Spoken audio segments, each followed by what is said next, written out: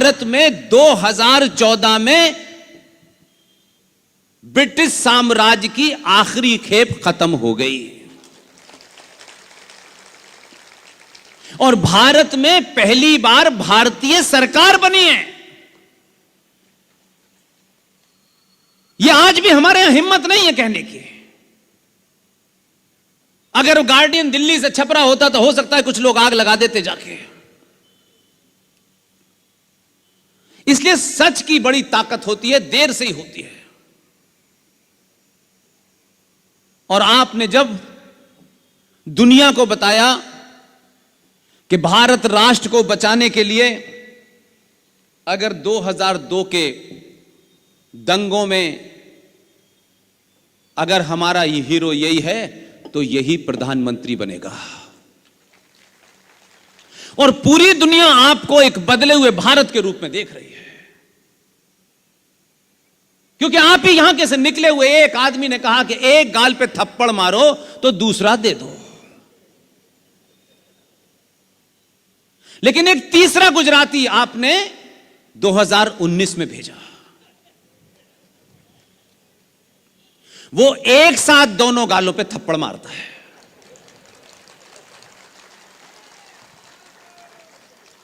तो सावरकर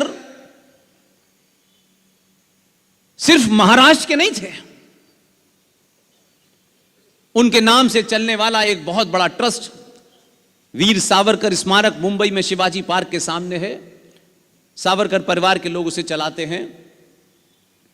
मैं उनसे जब भी डिस्कस करता था मैं यही कहता था कि देखिए, भारत में शिवाजी यहां से निकल करके बंगाल तक पहुंच गए और बंगाल का शेर बंगाल से निकल करके सावरकर से मुलाकात करता है। सुभाष चंद्र बोस।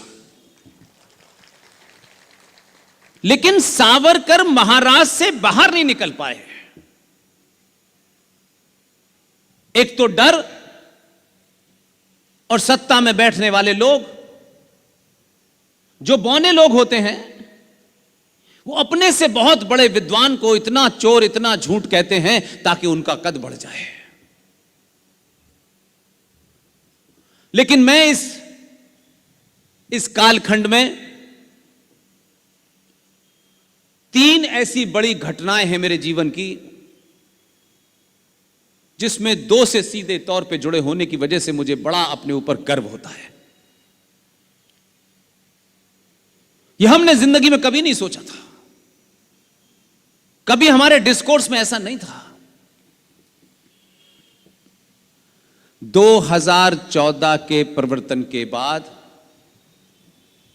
जो भी ऐसे आइकॉन थे जिनकी आज भारत को सबसे ज्यादा जरूरत है, उनको दाएं बाएं करके बौना बनाया, खुलेआम डाका डाला, फ्रॉड किया, फरेब किया और उनको लगा कि किसी तरीके से बड़े महान आदमी को छोटा बता दो, बौना बता दो तो उनका कद बढ़ जाएगा। लेकिन झूठ की एक प्रवृत्ति होती है, उसकी एक टेंडेंसी होती है। बहुत ज्यादा झूठ बोलने से सच मरता नहीं है और सच को आप कितना भी गहरा दफन कर दें, कितना भी गहरा दबा दें, एक समय आता है वो सच निकलता है और सबसे बड़ी ताकत खड़े होकर बोलता है और दुनिया देखती है। इसलिए सावरकर को जिन लोगों ने बिल्कुल उनके अंतिम क्षणों में, करीब करीब ये समझ लीजिए कि सावरकर की हालत बहुत खराब थी और सावरकर जी ने अपना अन्न त्याग दिया था और उसके बाद उनकी मृत्यु हुई। लेकिन जो सत्ता में थे उनको एक डर खाए जा रहा था और उस डर का नाम था कि जो गांधी की हत्या हुई थी, उस हत्या के बहुत सारे तथ्य बाहर आ चुके थे। लेकिन जाते जाते आप ऐसे समझ लीजिए 21 नवंबर 1966। और सावरकर जी जो थे वो मैं समझता हूं कि 30 सितंबर नहीं, सावरकर जी 1966 में चले गए थे। 21 नवंबर 1966 को कांग्रेस पार्टी ने अपने पाप को धोने के लिए कि गांधी की हत्या में दिल्ली में बैठे हुए लोग शामिल जो थे उनके ऊपर से बेनकाब ना हो जाएं, तो 21 नवंबर 1966 को एक कपूर कमीशन की स्थापना की और सारा दोष सावरकर के ऊपर डाल करके सरकार को क्लीन चिट देने की कोशिश की। लेकिन ऐसा हो नहीं पाया, इसलिए सावरकर कुछ लोगों के लिए तकलीफ का विषय हो सकते हैं। कुछ राजनीतिक दल अपने स्वार्थों के लिए सावरकर से राजनीति शुरू करते हैं, लेकिन एक चीफ मिनिस्ट्री की कुर्सी उन्हें सावरकर को भूलने पे मजबूर कर देती है, क्योंकि सावरकर के नाम से कुर्सी नहीं मिली तो सावरकर को उन्होंने अपने मैनिफेस्टो से हटा दिया। लेकिन अब आपको तय करना है, जो सावरकर को अपना हीरो मानते हैं, आपको तय करना है कि आप किसके साथ खड़े हैं। सावरकर आज के दिन पैदा हुए थे। मैं नहीं जानता कि आप जो घटनाएं दिल्ली में होती हैं उसको किस नजरिए से देखते हैं, लेकिन हर घटना के पीछे अगर आप ध्यान लगा के देखें, क्योंकि आपके एजेंडे में अगर राष्ट्र है तो आपको सब कुछ साफ साफ नजर आएगा, और आपके एजेंडे में यह है कि 2 कौड़ी की एमपी की हमें सीट मिल जाए। एन कैन प्रकार से अपने आइकॉन को गाली दें, अपने बाप दादाओं को गाली देकर के अगर संसद में पहुंचा जा सकता है, ऐसे दलालों से बचते हुए अगर आप में सावरकर के लिए आग है तो उसके लिए महाराष्ट्र में पैदा होने की आवश्यकता नहीं है।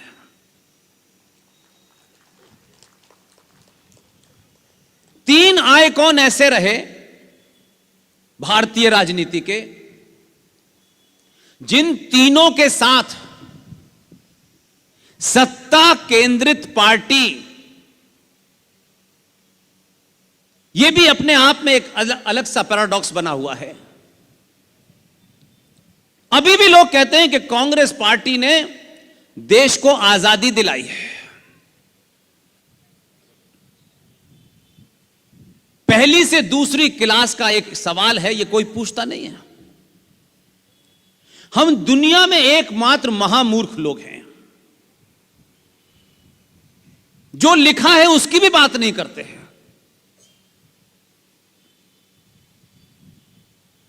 ये जो कह रहे हैं ना कि हमारी पार्टी कांग्रेस पार्टी ने स्वतंत्रता आंदोलन में हिस्सा लिया, हम इससे लड़े उससे लड़े, इनकी पैदाइश की डेट पता कीजिए।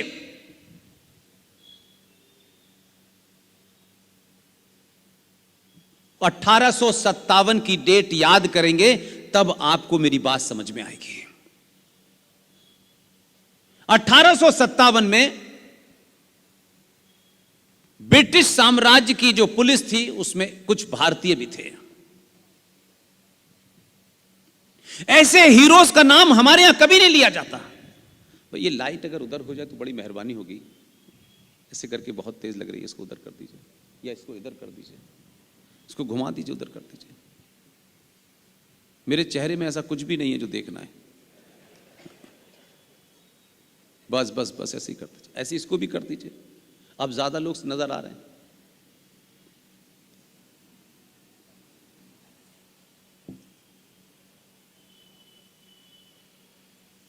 बस 1857 में हम सब एक घटना को पढ़ते हैं और उसको पढ़ के भूल जाते हैं, और जो 1857 में हुआ उसको कैसे भुला दिया गया, डेलिबरेटली भुलाया गया। उत्तर प्रदेश के शहर बलिया का एक सनातनी हिंदू ब्राह्मण जो कर्म से क्षत्रिय था, जब उसको पहली बार यह लगा